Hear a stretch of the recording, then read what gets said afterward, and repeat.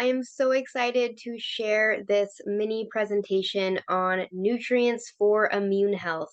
So often when we find out we have some type of gut dysbiosis or chronic infection like SIBO or parasites or Lyme, we just run straight to the antimicrobials. We just want to squash it as quickly as we can. And we don't think about why the immune system hasn't already done that for us. Our immune system exists to fight off pathogens, so why didn't it happen this time? And a lot of people are living right now with very weak immune systems that are actually undernourished. Their immune systems are trying, they just don't have enough of the raw materials, enough of the key nutrients that it needs to do all the tasks it needs to do to keep us safe. So I'm going to share my screen and we'll get to it.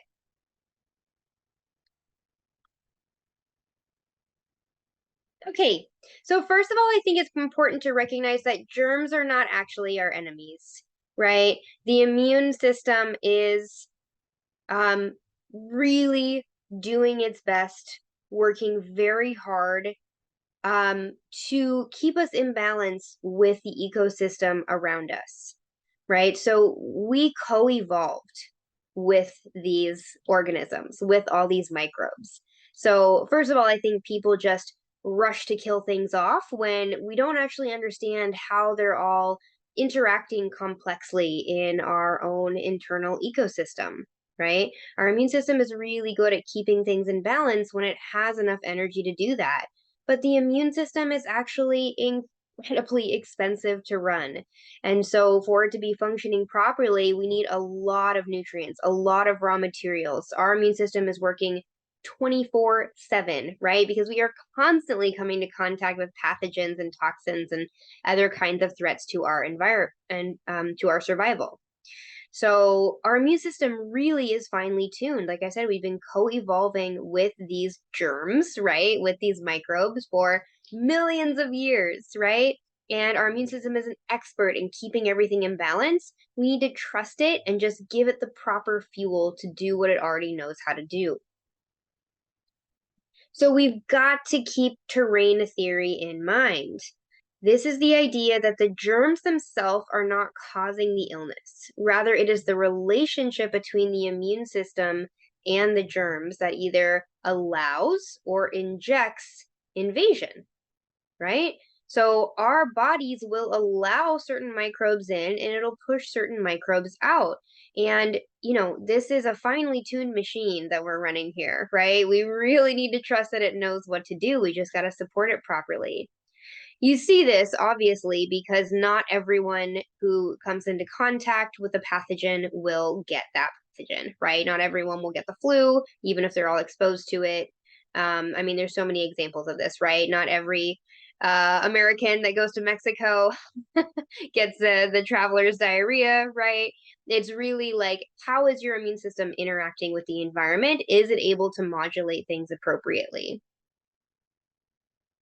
Okay, so what kind of roles do microbes play in our body, and why might we not just want to kill things off, without really thinking about this, without really doing our due diligence in trying to let things rebalance naturally? Well, our microbes help us digest, absorb, and assimilate nutrients.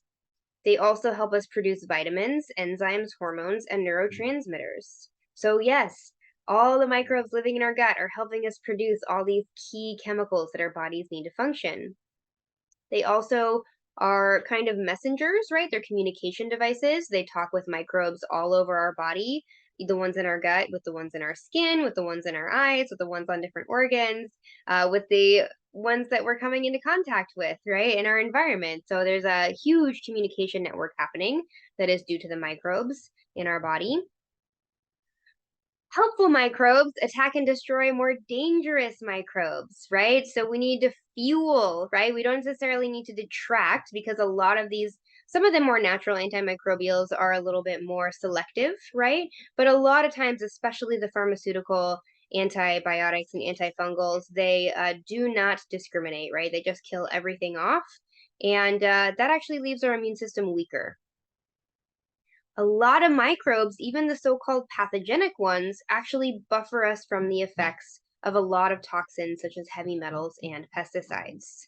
So we know that fungus will grow in damaged soil, right? Soil that has been contaminated.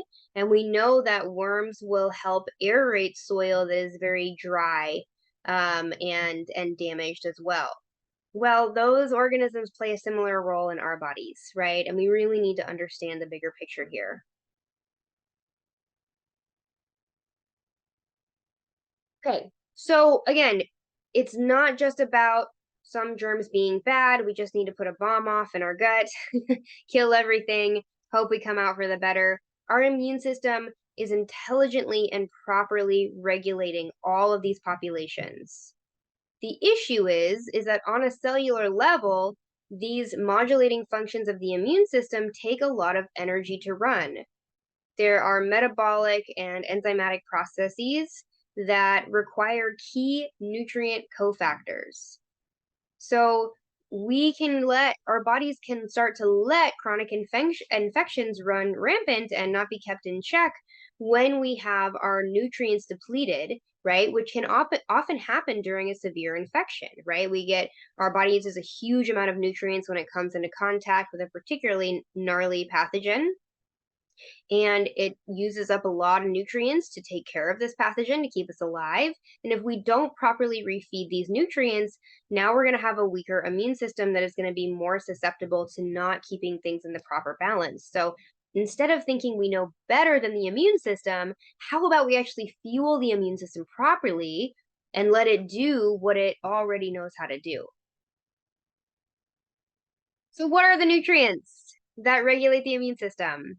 Well, they're the fat-soluble vitamins for sure. So vitamin A, D, and K are kind of the cornerstone of the immune system. Vitamin B1 is also essential, and this gets very depleted during infections, especially viral infections. Vitamin B6 is a major regulator of the immune system. Deficiencies in B6 are often associated with autoimmune conditions. Vitamin C, we all know this, right? But instead of running to that emergency package full of sugar and flavorings, I'll tell you some natural places to get vitamin C. Zinc is also very important for the immune system. And in fact, people who get colds all the time or just overall seem to have a weak immune system, zinc is highly correlated with people like this. Low zinc, I should say. And then selenium and iodine are super important for immune function. Okay, so vitamin A is the foundation of our immune system, and it must be from animal sources. So a lot of people think vitamin A and they think, oh, carrots, sweet potatoes, right? That is the wrong kind of vitamin A. That is fine, right? It acts more like an antioxidant in the body. It's not so much like it doesn't have the same quite nourishing properties as the vitamin A from animal fat. It's kind of a different function in the body. And some people can make the conversion from the plant form to the animal form chemically in their bodies. Some people don't have the right genes to do that. So vitamin A, retinol palmitate, the animal form, occurs in animal fats, and it naturally co-occurs with the correct ratios of D and K. You can also get additional vitamin D through sun exposure, right? That's the primary place that we get our vitamin D, is actually through sunlight exposure on our skin, although animal fats are higher in vitamin D as well. So what are the best sources?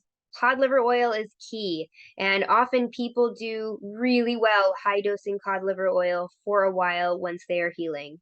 On the bottle, it'll tell you 1 teaspoon, but just know therapeutic doses are often double or even triple what it tells you on the bottle. So use your due diligence and discretion before doing that. But yeah, we can really kick up the dose of something like that for a therapeutic effect if there's been a long-term depletion and a lot of chronic infection over time. Ghee, butter, and cream, and then full-fat cheese, sour cream, and yogurt. So dairy fat is an excellent source of A, D, and K.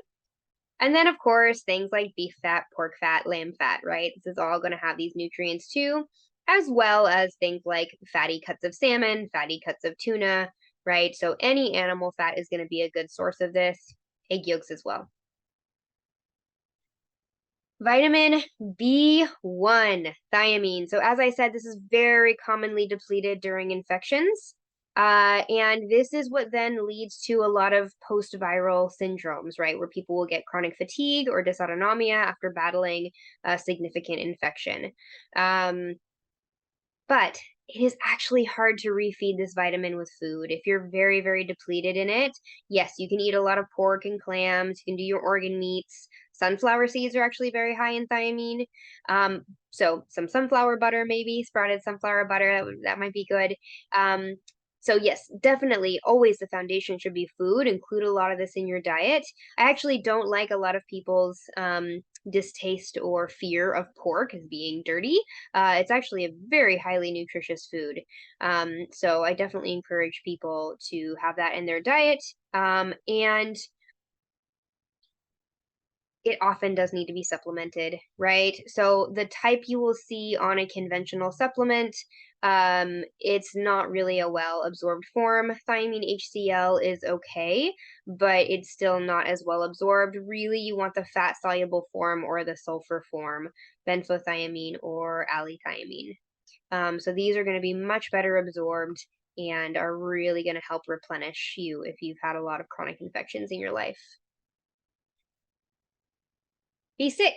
So this can be supplemented ideally as the form P5P. This is better absorbed and it's less likely to cause symptoms of toxicity. We do need to be careful when supplementing B6 because it is one of the most neurotoxic B vitamins, meaning you can actually overdose on it and it can cause symptoms of neuropathy, which are no good. A lot of people with immune health issues have neuropathy as a co-occurring condition anyway. So we certainly don't want to exacerbate that. If you are taking B6 and you notice any pain, tingling, numbness, any kind of sensations like that at all, or an increase in those sensations, stop it immediately.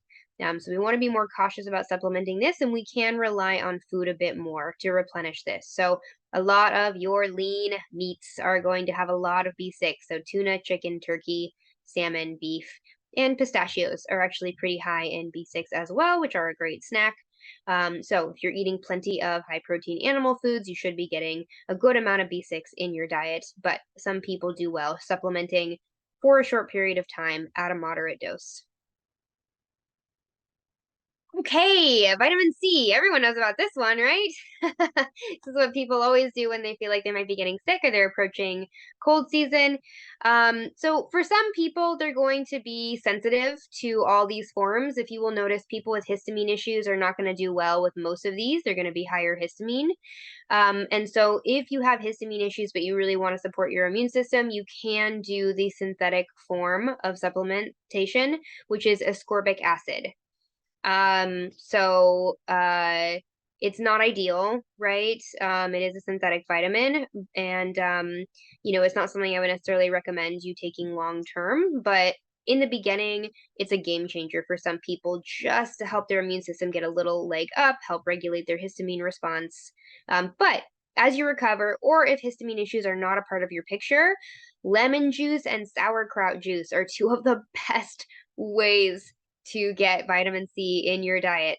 Actually, I think a lot of people do excessively supplement vitamin C long term in a way that I don't usually think is necessary. We really can get most of this from our diet pretty easily. Cruciferous vegetables actually have a fair amount of vitamin C, although you have to remember if you cook something, it does deplete the vitamin C by quite a bit. Strawberries are a fruit very high in vitamin C. And then if you want a more natural supplement, like you can get 500, 1,000 milligrams of vitamin C real easily if you do something like a cereal cherry powder or camu camu powder. These are natural berries from South America that when ground into a powder are extremely high in vitamin C. So that's a more natural supplement that you can do if you want to kick up your dose a little bit more than you could get just out of lemon juice. Zinc. So this is very ironic because a lot of times people who are deficient in zinc actually have an aversion to meat. They will have a low stomach acid, acid reflux, and have a distaste for meat. They may actually even mostly be vegetarian or totally vegetarian because they just don't like the taste of meat. And, ironically, we really can almost only get zinc from animal foods, right? It's very, very low in plant foods. So oysters, crab, beef, liver, lamb. So a lot of the seafoods are going to be higher in minerals and then the organ meats. So these are great sources of zinc, but some people do need to supplement for a short period of time. I like the form zinc picolinate. I see that really work well for people. And zinc, it can come out of balance with other minerals if you're dosing too high for too long. So zinc is on a seesaw effect with copper, and you can get depleted in copper if you do high dose zinc for too long. And so I always recommend just for a few months until you're seeing some improvements and then give it a rest and just maintain through food. Okay, selenium. This is a super important nutrient for the immune system. And everyone knows this, right? It's in Brazil nuts. But I honestly don't see Brazil nuts make a huge difference for a lot of people. A lot of people who have thyroid issues, because selenium is also very important for the thyroid, are told, eat 2 or 3 Brazil nuts a day to get, your RDA. And that's great, but I don't know what it is. It's probably because of some of the phytic acids in Brazil nuts or the oxalates. I don't know exactly why, but I just don't see people really seem to absorb the selenium from Brazil nuts that well. But you can try it, right? You can definitely try it. Selenium is also high in a lot of seafood, so tuna, halibut, sardines, and then there's some in beef and turkey as well. But many people do need to supplement. Selenium you can overdose in. So again, this is not something that usually you want to take long term for like very long periods of time, but 3 to 6 months, you can take a reasonable dose, and yeah, you should be pretty good at that point and can maintain it through the animal foods. Okay. Iodine is another missing link in a lot of people's immune health. Some people hear about iodine being important for the thyroid. Obviously a very critical deficiency in iodine is a goiter where the thyroid swells. But it's extremely important for the immune system as well. And a lot of people actually do need to supplement iodine because it's very hard to get enough from food in this modern world. This is because we are inundated with compounds that block our absorption of iodine. So, bromide, chlorine, and fluoride, which are very pervasive in our water, even filtered water, usually there's still fluoride in it. It's very hard to filter out fluoride. And then all of our goods, home goods, right? So couches and rugs and clothes and anything you buy in a department store basically has bromide residues on it. It's used in industry as a byproduct for just the manufacturing process. And so we're just inundated with it constantly, even if we live a non-toxic lifestyle. I think a lot of people don't realize that you can do your best and still get a lot of exposure to this stuff. And so it's not something to panic about or feel despair about. It's more about, okay, how do I mitigate that, right? Always look for the solutions. So yeah, it's great to have a lot of seaweed in your diet. Kelp is very high in iodine. So is wakame, and nori is pretty high in it too. Other seafood like cod, oysters, and shrimp are pretty high in it. And then prunes, that's kind of a random one. Prunes are high in iodine, but they are.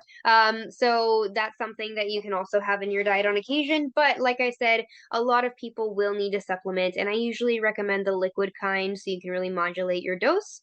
Lugol's 2%, and do your due diligence and research before you just go start supplementing this. I've had people tell me that they had adverse reactions when they were just doing huge dropper folds without realizing what they were doing. So do your research, do your due diligence. I have some guides on supplementing iodine in my book and in some of my mini courses.